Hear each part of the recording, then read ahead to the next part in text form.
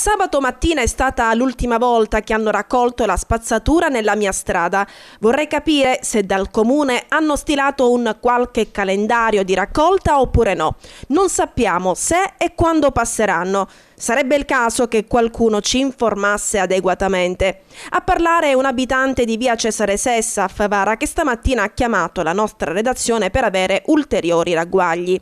Non sappiamo più se depositare l'indifferenziato in strada oppure no, ci dice il cittadino, e pensare che da noi non raccolgono la spazzatura da quasi una settimana e la situazione è decisamente degenerata. Chiediamo all'amministrazione comunale di farci sapere in quale zone raccolgono al fine di evitare il deposito di altra spazzatura che possa mettere ancora di più a rischio la nostra salute. Una situazione, quella dei rifiuti, che sta mettendo in ginocchio un'intera regione e per lo più nel periodo più caldo dell'anno.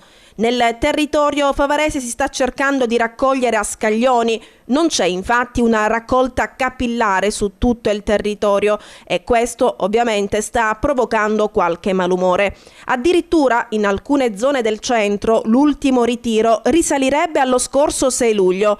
La situazione non è migliore neanche nella centrale Piazza Cavour, luogo particolarmente frequentato nei fine settimana in quanto vi sono numerosi locali. Dal canto suo l'amministrazione comunale dà le colpe per questa emergenza al governo Crocetta.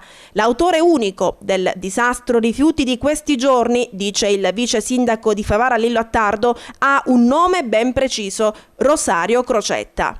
Costui, scrive Attardo, ha voluto imporre la legge sulla biostabilizzazione dei rifiuti nelle discariche. Tale norma poteva essere ancora prorogabile e dare più tempo alle discariche di adeguarsi.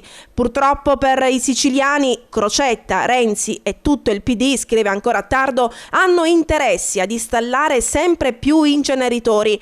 Hanno pensato di creare ad arte un'emergenza rifiuti, così sull'onda delle polemiche speravano di realizzare il loro sogno. Per fortuna, da qualche giorno Crocetta pare abbia capito che per realizzare un inceneritore ci vogliono anni. Allora è tornato sui suoi passi e da oggi dovrebbe riaprire la discarica di Bellolampo e presto, parole sue, anche Siculiana. Se ciò avverrà, conclude Attardo, la prossima settimana la situazione potrebbe tornare normale, evitando i lunghi e costosi viaggi dei nostri compattatori nella discarica di Catania.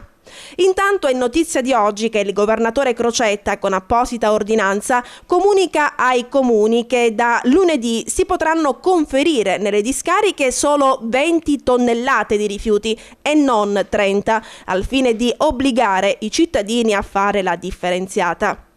Questo ovviamente comporterà, visto il repentino cambiamento, ad un ulteriore disagio per le città già in emergenza.